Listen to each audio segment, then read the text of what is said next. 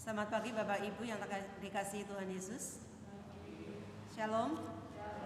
Puji nama Tuhan. Kita akan bersama-sama memulai ibadah kita pada pagi hari ini. Saya mengundang Bapak Ibu untuk bangkit berdiri. Kita akan mengambil waktu untuk bersaat teduh.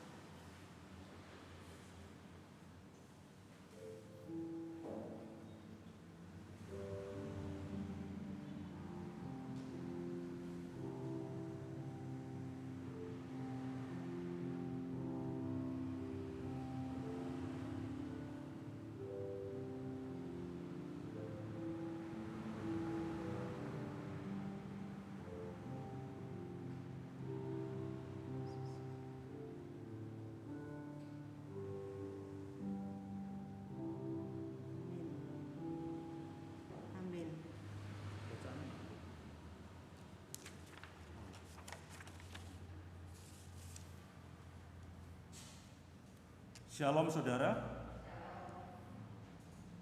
Saudara di dalam kasih Tuhan, kami menyambut saudara sekalian untuk datang menghadap Tuhan dan di dalam kebaktian ini pada hari ini, dan kita mau melandaskan pada pengakuan bahwa pertolongan kita datangnya dari Tuhan yang menciptakan langit dan bumi, dan yang kasih setianya kekal untuk selama-lamanya, dan yang tidak pernah meninggalkan perbuatan tangannya.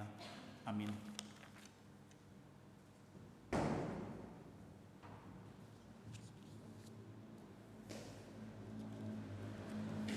Tuhan berada di bait sucinya.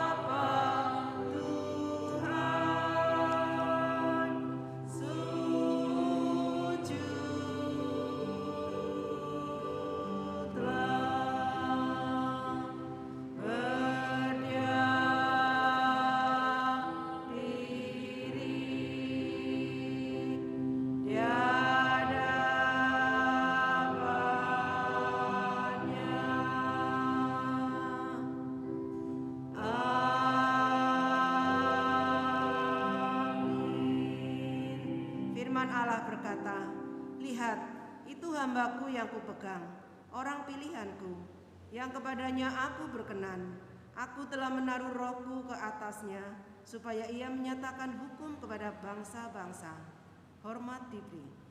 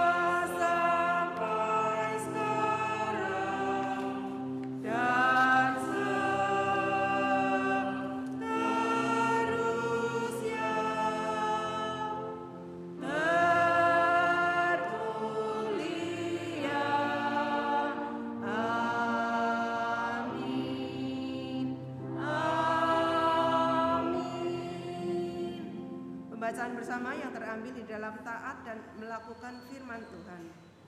Saya akan bacakan yang terlebih dahulu, kemudian Bapak Ibu. Jikalau kamu menuruti perintahku, kamu akan tinggal di dalam kasihku. Seperti aku menuruti perintah Bapakku dan tinggal di dalam kasih-Nya. Kamu adalah sahabatku, jikalau kamu berbuat apa yang kuperintahkan kepadamu. Demikian adanya bahwa kita mengamalkan, yaitu jikalau kita menuruti perintah-perintahnya. Barang siapa berkata, aku mengenal dia, tetapi ia tidak menuruti perintahnya. Ia adalah seorang dusta dan di dalamnya Tetapi barang siapa menuruti firman-Nya, di dalam orang itu sungguh sudah sempurna kasih Allah.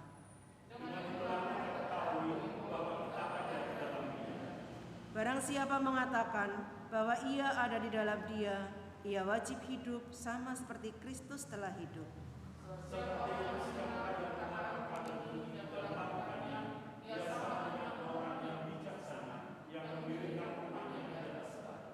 Kemudian turunlah hujan dan datanglah banjir. Lalu angin melanda rumah itu, tetapi rumah itu tidak rubuh sebab didirikan di atas batu.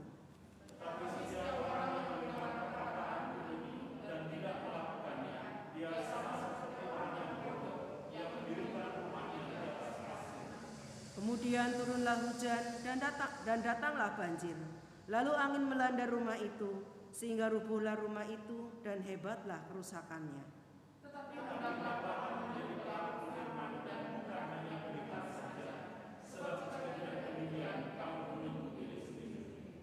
Sebab jika seorang hanya mendengar firman saja dan tidak melakukannya, ia adalah seumpama seorang yang sedang mengamat-amati mukanya yang sebenarnya di depan cermin.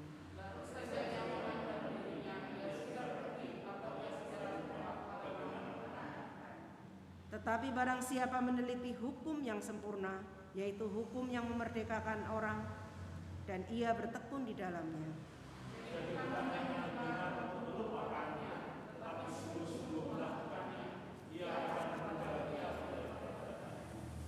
untuk menyambut pembacaan ini kita akan memuji nama Tuhan seperti Yesus.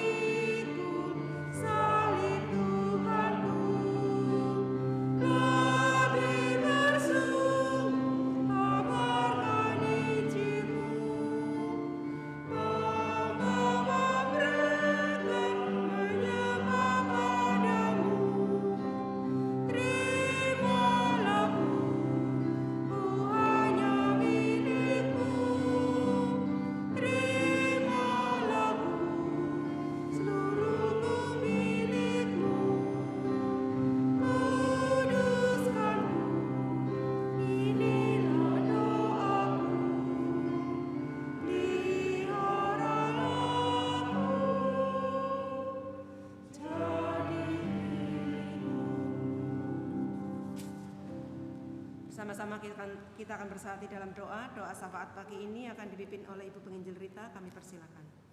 Mari kita bersatu di dalam doa. Kami sungguh bersyukur kepada Tuhan karena pada pagi hari ini kami kembali boleh datang di hadirat Tuhan.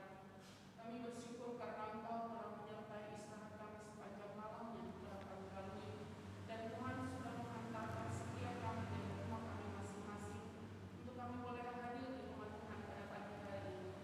Tuhan, inilah setiap kami. Kami rindu menyembah Engkau. Kami rindu mengalami Tuhan melalui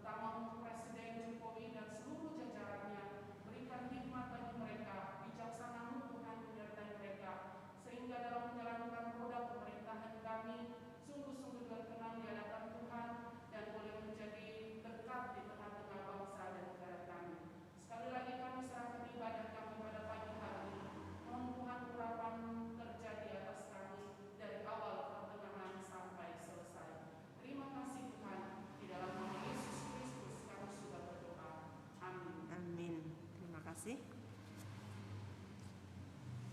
Kita akan bersama membuka Alkitab kita yang terambil di dalam Yesaya 41 ayat 21 sampai 29.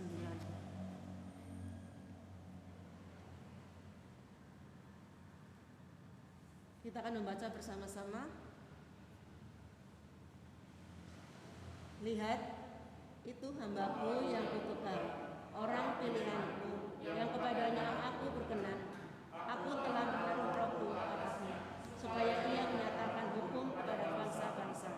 Ia tidak akan berteriak atau menyaringkan suara, atau memperdengarkan suaranya di jalan. Bulu yang patah terkulai tidak akan diputuskannya, dan sumbu yang pudar nyalanya tidak akan dipadamkannya.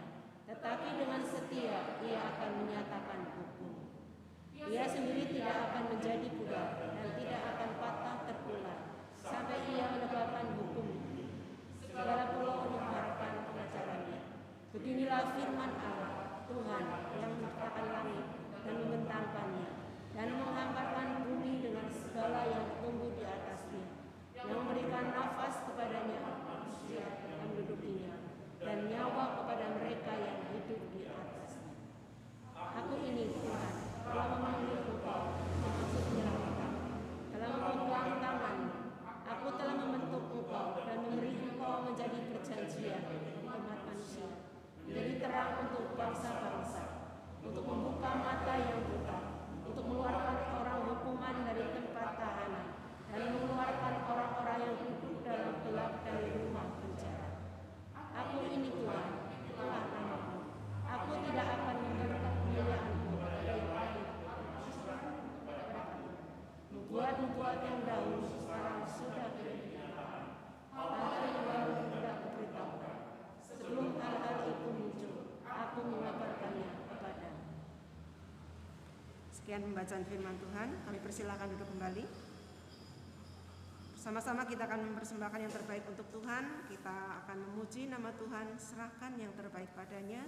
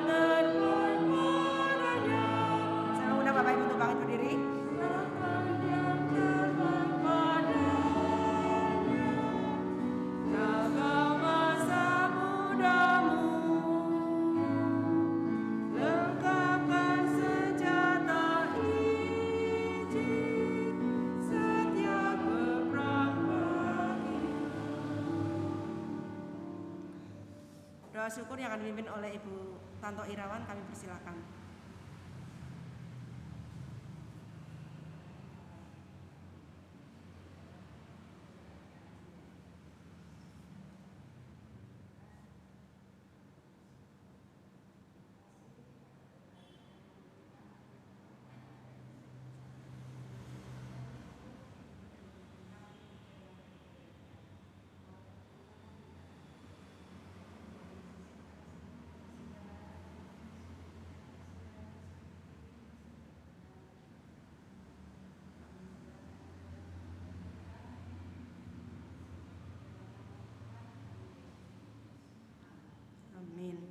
kasih. Kami persilakan duduk kembali Bapak Ibu. Bersama-sama kita akan mendengarkan kebenaran firman Tuhan. Sebentar yang akan disampaikan oleh hambanya Bapak Penginjil Hadi dengan tema Yesus Kristus sebagai teladan hidup Kristiani. Kita akan memuji nama Tuhan seperti rusa.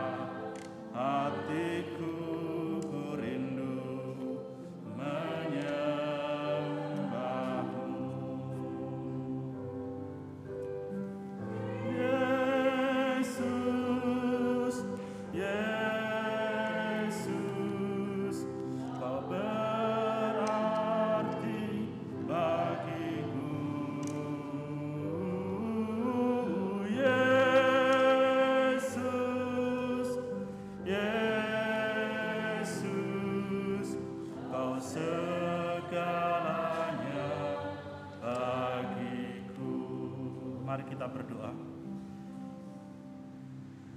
Bapa kami yang di dalam surga, sebagaimana lagu pujian ini ya Tuhan, bahwa ketika kami hadir ke rumah Tuhan, kami rindu untuk bersekutu, memuji memuliakan Engkau dan juga belajar akan kebenaran firman-Mu. Oleh sebab itu Tuhan, kiranya Engkau menolong kami, buka hati dan pikiran kami Tuhan, berikan kepada setiap kami pengertian akan kebenaran firman, serta hikmat kekuatan untuk menjadi pelaku-pelaku kebenaran firman-Mu. Karena untuk itulah Engkau memanggil kami Tuhan, Engkau telah menebus kami dari tengah-tengah dunia ini, dari tengah-tengah keberdosaan kami Tuhan.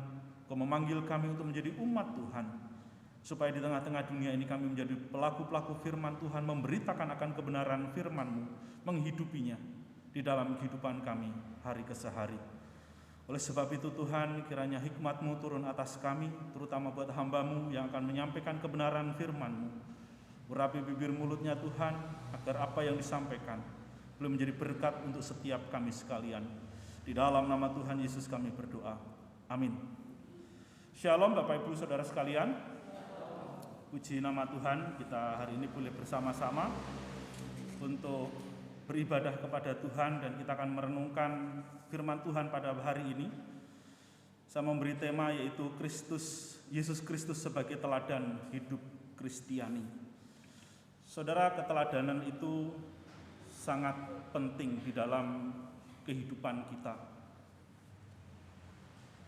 Saya yakin bahwa setiap kita sejak kecil menginginkan adanya pribadi-pribadi yang bisa menjadi teladan di dalam hidup kita. Kita rindu ketemu dengan orang-orang yang sekiranya hidupnya itu bisa kita contoh, bisa kita teladani. Karena pada dasarnya, pada prinsipnya setiap manusia itu pengen belajar, pengen banyak tahu tentang banyak hal di tengah-tengah kehidupannya.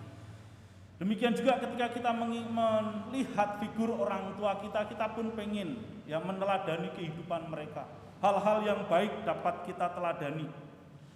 Kemudian mungkin ketika kita ketemu dengan teman-teman kita yang lebih senior, begitu, yang lebih tua, mungkin kadang-kadang kita sebagai anak-anak suka mengikuti gayanya.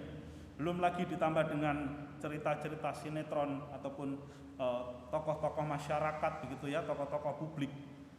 Kita pengen memiliki kehidupan yang baik. Tetapi ada juga yang mencontoh kehidupan yang tidak baik. Tetapi pada dasarnya di dalam hidup kita sebagai orang Kristen, sebagai orang yang percaya kepada Tuhan, kita akan menemukan tokoh-tokoh di dalam Alkitab yang sekiranya itu akan dapat menjadi teladan di dalam hidup kita. Dan untuk saudara dan saya yang sudah di dalam Kristus, tentunya tokoh ataupun seorang yang dapat kita teladani adalah Yesus Kristus. Sebagaimana di dalam salah satu kalimat dalam pembacaan bersama kita tadi, bahwa orang yang sudah mengenal Kristus, yang sudah ditebus di dalam Kristus, maka ia harus hidup sebagaimana Kristus telah hidup. Jadi saudaraku yang dikasihi oleh Tuhan, Yesus Kristus adalah tokoh sentral di dalam hidup saudara dan saya untuk kita teladani di dalam kehidupannya. Dan kehadiran Yesus Kristus ke dalam dunia ini ternyata sudah dinubuatkan ketika bangsa Yehuda atau sebagian daripada Israel itu, ketika mereka ada di dalam pembuangan, ketika mereka sedang disiplin oleh Allah untuk menjalani penghukuman, supaya mereka memahami bahwa Allah yang hadir di tengah-tengah bangsa mereka, yang hadir di tengah-tengah kehidupan mereka adalah Allah yang hidup, Allah yang harus disembah, Allah yang harus dimuliakan, Allah yang harus didengarkan firman-Nya, Allah yang harus dituruti segala sesuatu yang Ia perintahkan di dalam kehidupan umat-Nya. Dan saudara, ketika bangsa Israel di dalam konteks kitab Yesaya ini, ketika mereka ada di dalam pembuangan, Allah pun tidak meninggalkan mereka. Sekalipun mereka disiplin, mereka dalam tanda kutip sedang dihukum oleh Tuhan, tetapi Tuhan tidak meninggalkan mereka. Tuhan menyertai mereka. Apa buktinya? Buktinya adalah hadirnya nabi di tengah-tengah bangsa itu. Saudara, nabi adalah simbol kehadiran Allah di tengah-tengah bangsa Israel. Nabi adalah simbol bagaimana Allah tidak pernah meninggalkan mereka sekalipun mereka ada dalam kondisi yang sulit. Dan di dalam bagian ini Tuhan melalui Nabi Yesaya menubuatkan adanya seorang hamba Tuhan yang akan membawa pembebasan, seorang hamba Tuhan yang menjadi pengharapan di dalam kehidupan mereka. Adanya nubuat menunjukkan kehadiran Allah di tengah-tengah kehidupan mereka. Saudara, mengapa hal ini diberikan secara nubuat begitu ya? Pada dasarnya manusia itu memang suka yang namanya ramalan. Kalau nubuat mungkin agak sulit untuk dipahami, tetapi ramalan mungkin akan kita bisa mengerti. Tetapi ramalan itu berdasarkan hikmat manusia. Ya. Ramalan itu disampaikan itu berdasarkan hikmat manusia, pengetahuan manusia, ataupun sesuatu yang sedang dia pikirkan. Setiap orang bisa meramal, termasuk saya. Saya pun bisa meramal. Misalkan tahun ini akan ada gunung yang akan meletus di Indonesia. Itu ramalan. Bisa terjadi enggak? Bisa. Bisa juga tidak. Namanya juga ramalan, tetapi saya katakan Gunung Merapi akan meletus. Tapi saya tidak bisa menyebutkan Gunung Merapi yang mana. Kenapa? Karena di Indonesia ini jumlah Gunung Merapi itu puluhan. Di Pulau Jawa saja udah banyak sekali, termasuk yang di belakang kita sono, ya kan? Gunung Slamet. Kalau memang dia meletus, dia mau bilang enggak kan? Tapi itu adalah Gunung Merapi yang sampai sekarang masih aktif. Itu namanya ramalan manusia, dari pengetahuan manusia bahwa gunung berapi itu suatu saat bisa meletus. Bisa juga, nanti tahun sekian akan ada tsunami besar di Indonesia. Kenapa bisa terjadi? Karena negara kita negara kepulauan yang dikepung oleh laut. Ya kalau ada gempa di dasar laut pasti bisa terjadi tsunami. Kapan? Tidak tahu. Tetapi itu bisa terjadi, yang namanya ramalan berdasarkan pengetahuan. Nah, saudara, berbeda dengan nubuat. Kalau nubuat ini datangnya dari Allah yang disampaikan melalui nabinya, yang suatu saat itu akan digenapi. Yang suatu saat itu pasti akan terjadi. Itu pasti akan ada sosok seorang hamba yang digambarkan di dalam bagian ini. Saudara, di dalam bagian ayat 1 tadi kita sudah membaca. Di situ dikatakan, lihat itu hambaku yang kupegang, orang pilihanku yang kepadanya aku berkenan. Aku telah menaruh rohku ke atasnya, supaya ia menyatakan hukum kepada bangsa-bangsa. Saudara, di dalam ayat 1 ini merupakan perkataan Allah yang memperkenalkan hamba yang dipilih oleh Allah. Allah memilih seseorang untuk melakukan suatu tugas khusus, yaitu menjadi hambanya. Seseorang itu dipilih karena perkenan Tuhan, artinya Allah yang menghendaki, bukan atas pertimbangan manusia. Contohnya saudara, misalkan ketika bangsa Israel itu minta raja begitu ya, lalu Samuel itu diberi tanda gitu kan, orang ini kamu akan menjumpai orang seperti ini gitu kan, dan tak taunya orang itu adalah Saul. Ya, Saul yang waktu itu dombanya hilang, dia pergi mencari dombanya, ketemulah ya dengan Samuel, dan Samuel udah dikasih tahu oleh Allah, kamu harus mengurapi dia menjadi seorang raja, tanda-tandanya seperti ini. Nah, kemudian juga ketika Saul itu sudah tidak taat kepada Tuhan, kemudian mau digantikan sama Daud, Allah tidak ngomong sama Samuel, kamu harus mengurapi Daud, enggak. Allah tidak menyebutkan nama, tetapi ada roh Allah, ada satu tanda tertentu, sehingga ketika kakak-kakaknya Daud, anaknya Isai, ya, itu dihadirkan kepada Samuel, anak pertama, kedua, ketiga, semuanya bukan, padahal gagah, perkasa, ganteng-ganteng dan lain sebagainya. Tetapi hati Samuel digerakkan oleh Allah, dikuasai oleh roh Allah, bukan mereka, bukan orang-orang yang secara manusia itu layak. Tetapi Allah berkenan, perkenan Allah yang memilih. Dan kemudian Samuel nanya, masih ada enggak anakmu? Oh, masih ada, yang paling bontot, paling kecil, lagi gembalakan domba. Panggil dia. Daud datang, dikit begitu kan. Oh iya, ini ternyata. Kecil imut, wajahnya masih kemerah-merahan, masih remaja begitu. Diurapi menjadi seorang raja. Karena Allah berkenan, Allah yang memilih, Allah yang menetapkan. Demikian juga konsep hamba Tuhan di dalam konteks Yesaya ini. Dialah seorang hamba Tuhan yang menjalankan rencana Allah atas hidup manusia atau hidup suatu bangsa. Supaya hamba Allah ini menyatakan hukum ataupun keadilan, yang menyatakan perhatian Allah kepada umatnya. Allah mau memulihkan umatnya dari penderitaan ataupun juga dari berbagai macam keterpurukan. Sehingga di situ dikatakan, aku berkenan kepadanya, orang pilihanku yang kepadanya aku berkenan. Ada sosok, ada satu pribadi yang sudah Allah tetapkan pada suatu masa. Saudaraku, kemudian di dalam ayat yang kedua sampai yang keempat, di dalam bagian ini dikatakan, ia tidak akan berteriak atau menyaringkan suara atau memperdengarkan suaranya di jalan. Bulu yang patah terkulai tidak akan diputuskannya, dan sumbu yang pudar nyalanya tidak akan dipadamkannya. Tetapi dengan setia ia akan menyatakan hukum. Ia sendiri tidak akan menjadi pudar dan tidak akan patah terkulai sampai ia menegakkan hukum di bumi. segala pulau mengharapkan pengajarannya. Perhatikan saudara, segala pulau mengharapkan pengajarannya. Bapak Ibu Saudaraku yang dikasihi oleh Tuhan, ayat 2 sampai dengan ayat yang keempat ini Allah mau menyampaikan melalui Nabi Yesaya bagaimana seorang hamba itu hidup, bagaimana perilakunya, bagaimana modelnya. Jadi model yang dipilih oleh model ataupun gaya hidup yang dilakukan oleh hamba Tuhan ini adalah dia di dalam menjalankan tugasnya, di situ dikatakan ia tidak berteriak, tidak menyaringkan suara, tidak memperdengarkan suaranya di jalan-jalan. Bahkan di dalam kesusahan dan kesengsaraannya, ia tidak akan berteriak-teriak minta tolong. Ia tidak akan menjadi seorang utusan yang suka mengeluh, meski hidupnya dalam kesusahan, dalam kesulitan, dan juga dalam penderitaan. Inilah gambaran hamba Tuhan yang dinubuatkan itu. Hidupnya itu nanti dia akan seperti itu. Walaupun dia dalam kesusahan, dalam penderitaan, dia tidak mengeluh, dia tidak berteriak.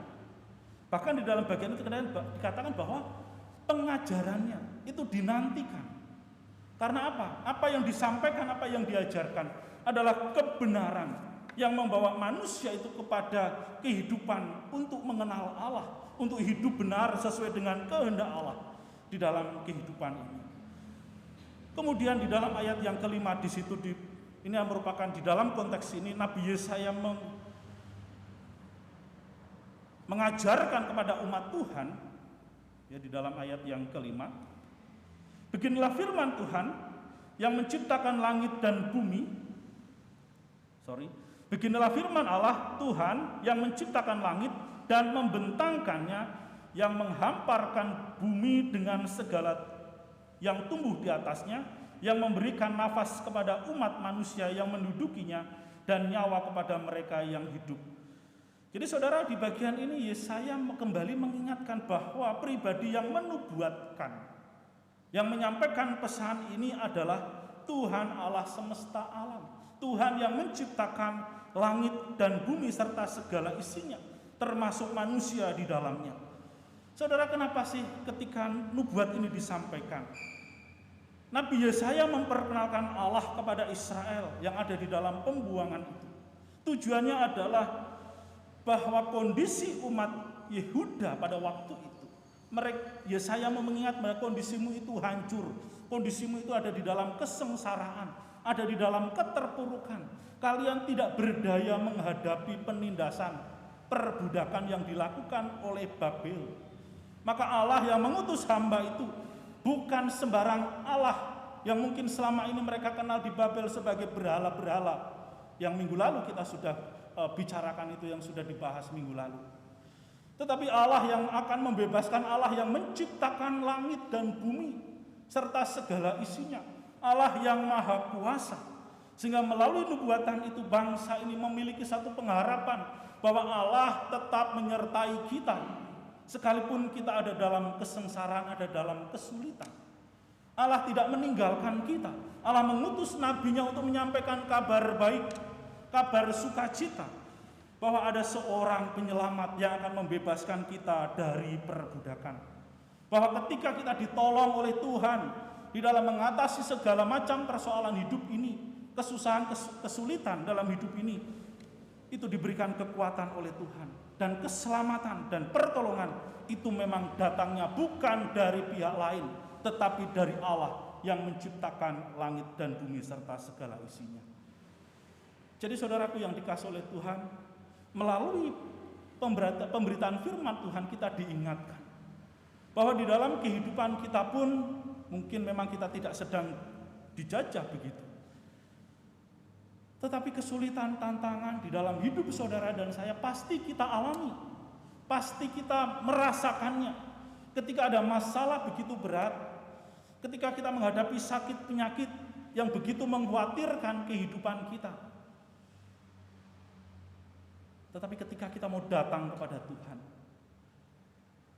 bahkan ketika kita boleh hadir pada hari ini, dan kita melihat kepada perjalanan kehidupan kita, di sanalah kita bisa merasakan bahwa Allah itu tidak pernah meninggalkan kita. Allah menyertai saudara dan saya, sama seperti yang Dia lakukan kepada bangsa Israel. Allah tidak pernah meninggalkan umatnya. Allah tidak pernah meninggalkan umat tebusannya.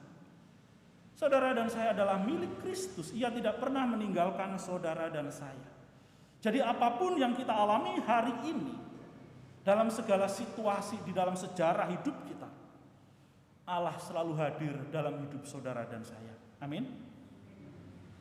Itulah yang membuat kita menjadi kuat. Itulah yang membuat kita bisa mengalami Tuhan, mengenal Allah yang berkarya di dalam hidup saudara dan saya. Karena Allah lah yang menolong hidup kita, bukan yang lainnya. Saudara, pertolongan itu datangnya dari Allah. Lalu apa yang dilakukan oleh hamba ini? Apa yang dilakukan oleh hamba Tuhan yang dimaksudkan di dalam bagian ini? Di dalam ayat yang ke-6 dan yang ke-7, di situ dikatakan, "Aku ini Tuhan telah memanggil engkau untuk maksud penyelamatan. Telah memegang tanganmu, aku telah membentuk engkau dan memberi engkau menjadi perjanjian bagi umat manusia, menjadi terang untuk bangsa-bangsa. Untuk membuka mata yang buta, untuk mengeluarkan orang hukuman dari tempat tahanan, dan mengeluarkan orang-orang yang duduk dalam gelap dari rumah penjara." Saudara, ini adalah tugas daripada hamba Tuhan itu. Hamba Tuhan yang dinubuatkan di dalam bagian ini. Apa tugasnya ketika dia hadir di tengah-tengah dunia ini? Yaitu untuk menjadi penyelamat, yang melakukan penyelamatan. Dia menjadi terang bagi bangsa-bangsa. Maksudnya menjadi terang itu apa sih? Ini bukan PLN, saudara. Manusia yang hidup di dalam dosa digambarkan oleh firman Tuhan hidup di dalam kegelapan. Hidupnya itu gelap. Kenapa? Karena hidupnya itu tidak benar, tidak sesuai dengan firman Tuhan. Manusia yang masih dikuasai oleh dosa hidup di dalam kegelapan. Dan minggu lalu sudah saya jelaskan bahwa dosa itu sifatnya memperbudak, memenjara, membatasi kehidupan manusia, mengungkung, membelenggu hidup kita. Sehingga manusia itu yang seharusnya hidupnya memuliakan Tuhan, karena dia dibelenggu oleh dosa, dia menjadi budak dosa. Dia terkungkung, dia tidak bebas untuk memuliakan Tuhan. Dia tidak bebas melakukan apa yang Tuhan kehendaki. Kenapa? Karena dia masih dikuasai oleh dosa.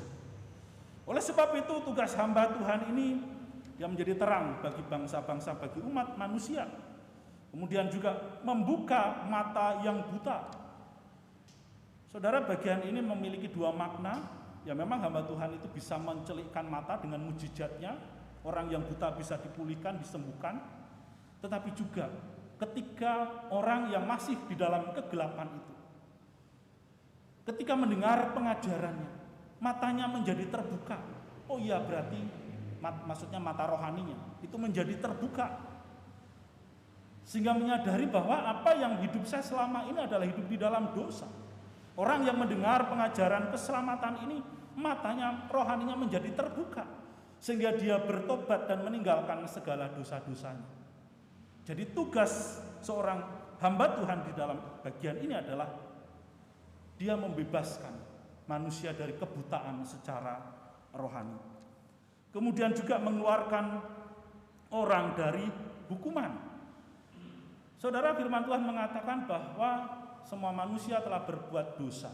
Upah dosa adalah maut. Upah itu sama dengan hukuman. Jadi setiap manusia yang berdosa akan mati di dalam kebinasaan. Hukuman. Oleh sebab itu tugas dari hamba ini adalah mengeluarkan orang berdosa itu dari hukuman dosa. Membawa keselamatan, menyelamatkan dia, menyelamatkan jiwanya untuk memiliki kehidupan yang kekal. Mengeluarkan orang yang duduk di dalam kegelapan. Artinya bahwa di dalam hidupnya dia memberikan satu teladan supaya orang ataupun manusia yang berdosa itu bertobat dan tidak terus-menerus hidup di dalam kegelapan, hidup di dalam dosanya. yang semakin menjauh dari Tuhan. Saudara, siapakah hamba Tuhan ini? Tentunya ketika bagian ini disampaikan kepada umat Israel, mereka memahami bahwa pribadi itu orang ini tidak jauh, dia ada di tengah-tengah bangsa Israel. Bahkan umat itu merasa bahwa Israel lah yang dipanggil untuk menjadi hamba Tuhan. Israel lah yang menjadi terang bagi bangsa-bangsa dan lain sebagainya. Tetapi kalau ditanya apakah Yesaya tahu siapa pribadi ini? Yesaya pun tidak tahu siapakah hamba Tuhan yang dimaksudkan tersebut. Tetapi saudara, para penulis Injil, Matius, Markus, Lukas, dan Yohanes, mereka meyakini bahwa Yesus Kristuslah hamba Tuhan yang dilukiskan ataupun yang dinubuatkan di dalam Yesaya pasal 42 ayat 1 sampai ayat yang ke-9. Saudara, kita akan melihat satu bagian yang ada di dalam Matius pasal 12. Saya akan bacakan untuk kita sekalian. Matius pasal 12 ayat yang ke-15b sampai dengan ayat yang ke-21. Ya, kacamatanya berembun, sorry.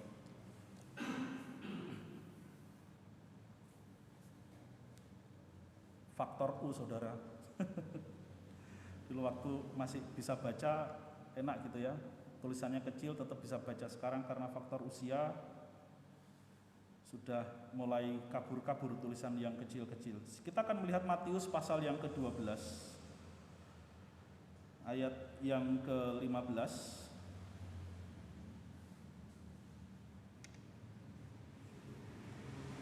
sampai dengan ayat yang ke-21. Saya akan bacakan untuk kita sekalian. Ayat 15b. Banyak orang mengikut Yesus dan ia menyembuhkan mereka semua. Ia dengan keras melarang mereka memberitahukan siapa dia, supaya genaplah firman yang disampaikan oleh Nabi Yesaya. Lihat, itu hambaku yang kupilih, yang kukasihi, yang kepadanya jiwaku berkenan. Aku akan menaruh rohku ke atasnya, dan ia akan memaklumkan hukum kepada bangsa-bangsa. Ia tidak akan berbantah dan tidak akan berteriak, dan orang tidak akan mendengar suaranya di jalan-jalan. Buluh yang patah terkulai tidak akan diputuskannya, dan sumbu yang pudar nyalanya tidak akan dipadamkannya sampai ia menjadikan hukum itu menang. Dan padanya lah bangsa-bangsa akan berharap. Jadi saudaraku yang dikasihi oleh Tuhan, inilah penggenapan daripada apa yang dinubuatkan di dalam Yesaya pasal 42 ayat 1 sampai dengan ayat yang ke-9. Kalau itu dihitung secara tahun dari Yesaya 42 sampai dengan Matius pasal 12, itu rentang waktunya kurang lebih 700 tahun. Satu waktu yang sangat lama, saudara, menurut ukuran manusia. Tetapi itulah rencana Allah di dalam menyelamatkan kehidupan manusia.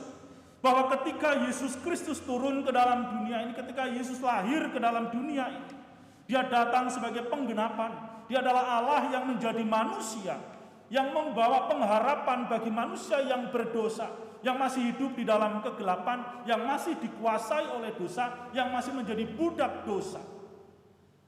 Sehingga tugas daripada hamba ini, yaitu yang tidak lain adalah Yesus Kristus, adalah untuk menyelamatkan manusia yang berdosa, supaya manusia yang berdosa yang tadinya mendapatkan hukuman yang harus mati binasa, memiliki pengharapan akan kehidupan yang kekal.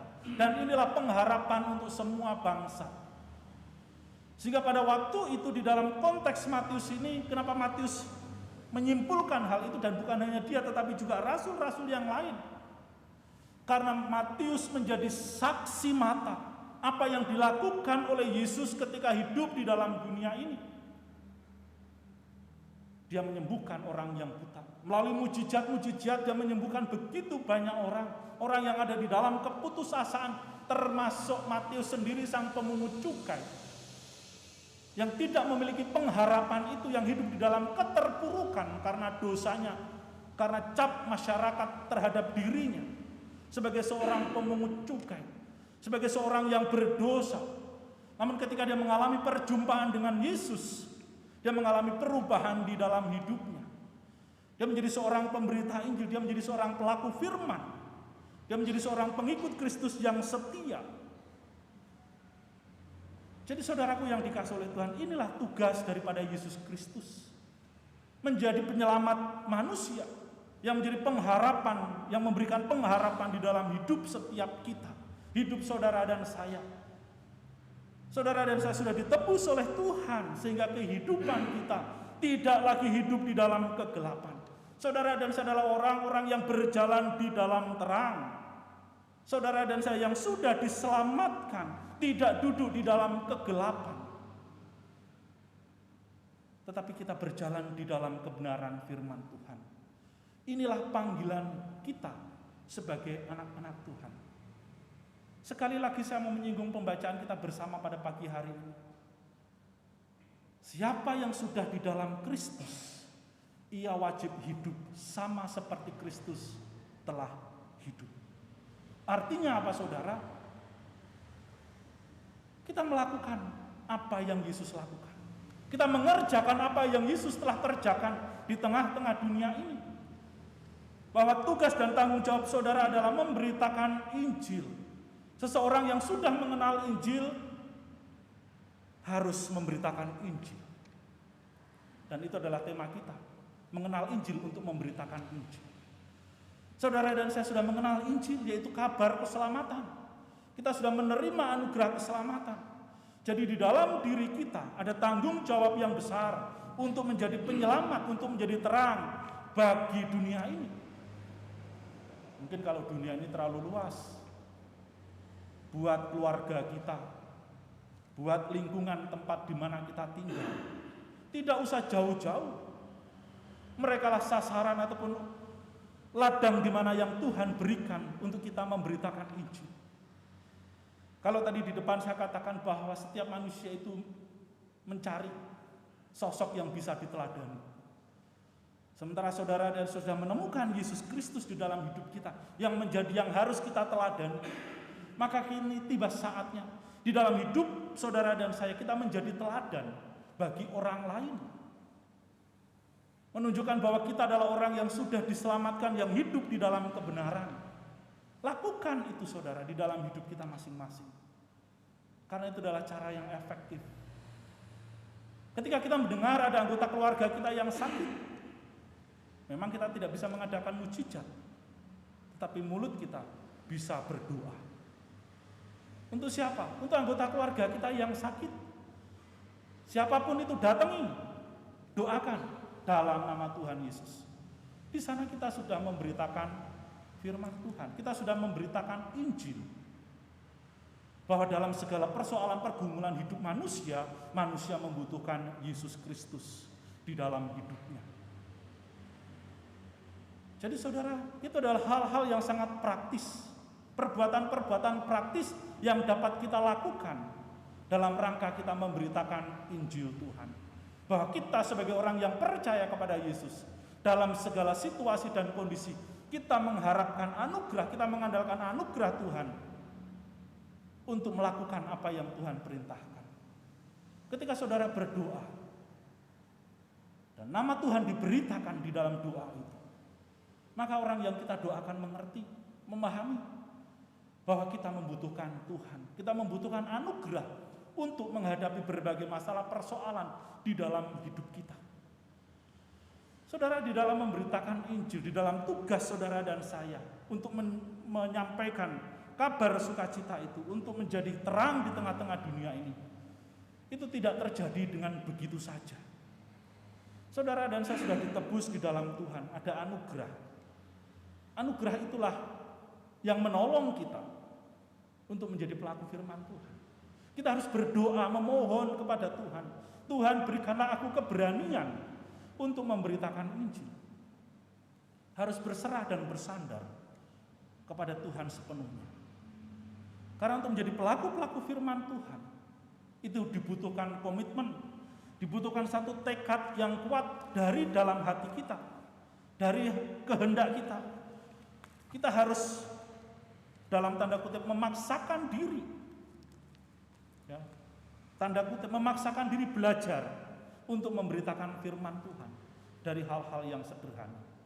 Kemudian saudara, selain kita bisa berdoa untuk orang lain, di tengah-tengah keluarga kita sendiri, marilah kita menjadi anak-anak Tuhan yang hidup di dalam kebenaran. Supaya orang lain bisa melihat, mungkin anak kita, tetangga kita hidupnya benar. Karena itulah yang Tuhan perintahkan. Ada tekad yang kuat, ada komitmen, ada kesungguhan. Saya mau hidup benar sesuai dengan apa yang diajarkan oleh firman Tuhan. Saudara, menjadi orang Kristen itu bukan hanya sekedar status. Yuslah, karena ini KTP harus ada agamanya, aku isi Kristen. Enggak, saudara. Panggilan untuk menjadi pengikut Kristus itu harus didasari oleh kerinduan yang kuat untuk mengenal siapa Kristus. Harus memiliki satu tekad untuk belajar dengan sungguh-sungguh kebenaran firman Tuhan dan belajar melakukannya dari hari ke hari. Dalam segala situasi, dalam segala keadaan di dalam hidup kita. Oleh sebab itu saudara, apapun yang menjadi pergumulan saudara hari ini, masalah apapun yang Tuhan izinkan untuk kita alami hari ini, datanglah kepada Tuhan. Mintalah petunjuk, mintalah hikmat, mintalah kekuatan untuk menjalaninya. Karena di balik segala peristiwa itu ada maksud Tuhan di dalamnya. Demikian juga di dalam hidup kita sebagai orang Kristen. Ketika saudara dan saya mengaku dengan mulut kita, dengan hati kita, aku menerima Engkau Yesus sebagai Tuhan dan Juru Selamat di dalam hidupku. Ucapan itu adalah ungkapan iman kita kepadanya, yang di dalamnya mengandung satu kekuatan supaya saudara dan saya mampu hidup benar sesuai dengan firman Tuhan. Saudaraku yang dikasihi oleh Tuhan, kehidupan kita adalah kitab suci yang terbuka. Ketika saudara dan saya dikenal sebagai orang Kristen, maka orang lain bisa melihat, bisa menilai apakah kita sudah menjadi orang Kristen yang sungguh-sungguh ataukah orang Kristen yang asal-asalan. Hanya Tuhan dan saudara-saudara yang tahu bagaimana kehidupan saudara. Kiranya Tuhan memberkati. Mari kita berdoa. Bapa kami yang di dalam surga, kami mengucap syukur Tuhan untuk kebenaran firman-Mu pada pagi hari ini, di mana Engkau mengingatkan kami ya Tuhan akan panggilan kami sebagai orang Kristen, sebagai pengikut Kristus, bahwa kami harus meneladani kehidupan Kristus, di mana kami harus menjadi pelaku-pelaku kebenaran firman Tuhan di dalam hidup ini. Kami menjadi pribadi-pribadi yang boleh sungguh-sungguh mau belajar untuk mempraktekkan kebenaran firman Tuhan di dalam hidup kami. Oleh sebab itu Tuhan, hamba berdoa, kiranya Engkau menolong setiap jemaat-Mu, supaya mereka memiliki keberanian, kesungguhan, keseriusan untuk hidup sebagai orang Kristen, sebagai anak-anak Tuhan yang mengenal kebenaran firman Tuhan. Karena kami adalah kitab suci yang terbuka. Oleh sebab itu Tuhan, kami mohon belas kasihan. Kiranya Roh Kudus-Mu menaungi hidup kami, menguasai hati dan pikiran setiap kami, dan memberikan hikmat kekuatan untuk hidup sebagai pengikut-pengikut Kristus yang sejati. Inilah doa kami Tuhan. Di dalam nama Tuhan kami Yesus kami berdoa. Amin. Terima kasih, kiranya firman Tuhan hari ini boleh menjadi berkat untuk setiap kita. Tuhan memberkati.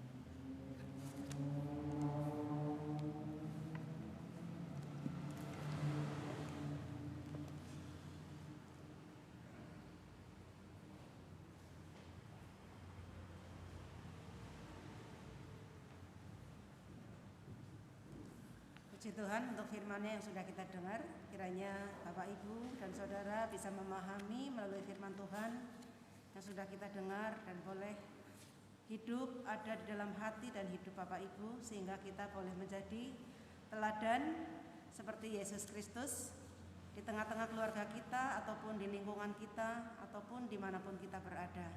Kami mengucapkan terima kasih kepada Bapak Injil Hadi yang sudah menyampaikan firman Tuhan. Tuhan memberkati pelayanan dan juga keluarga. Saya mengundang Bapak Ibu untuk bangkit berdiri. Kita akan bersama-sama mengikrarkan iman kita kepada Tuhan melalui pengakuan iman rasuli.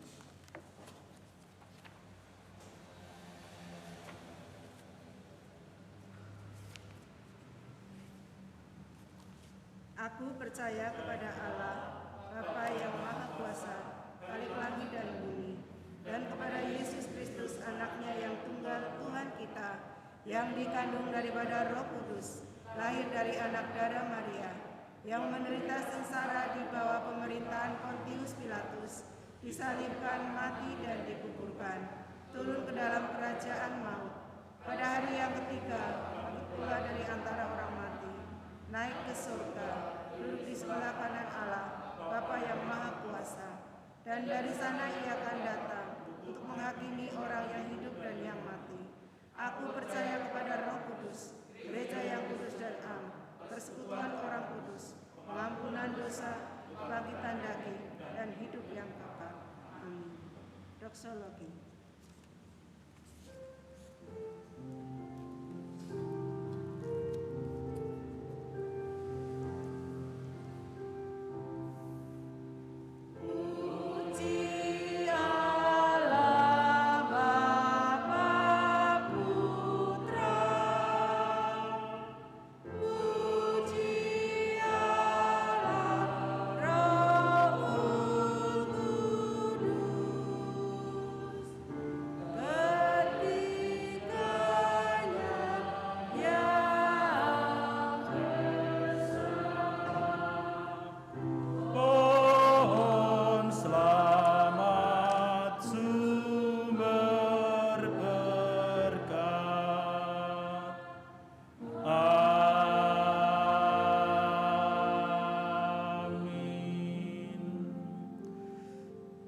Jemaat yang dikasihi oleh Tuhan, pulanglah, kembalilah ke dalam kehidupanmu sehari-hari, dan lakukanlah firman Tuhan di dalam hidupmu, dan terimalah berkat Tuhan.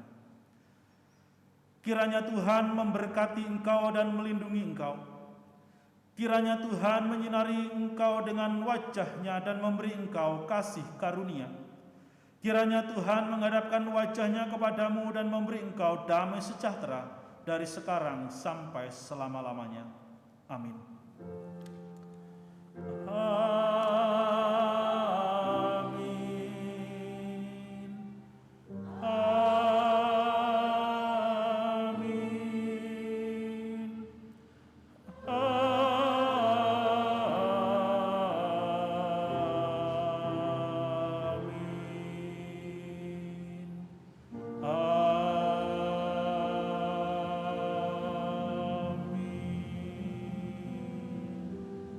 Silakan jemaat duduk kembali, mengambil waktu teduh. Tuhan Yesus memberkati.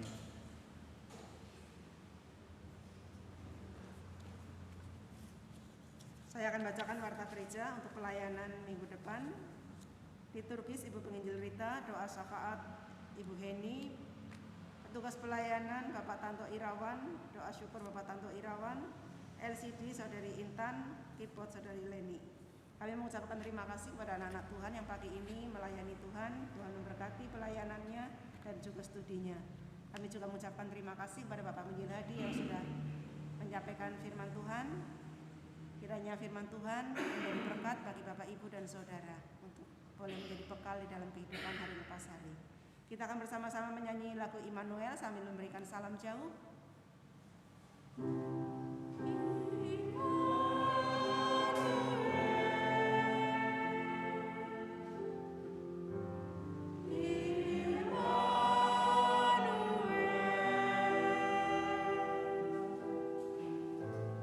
Dia di sana.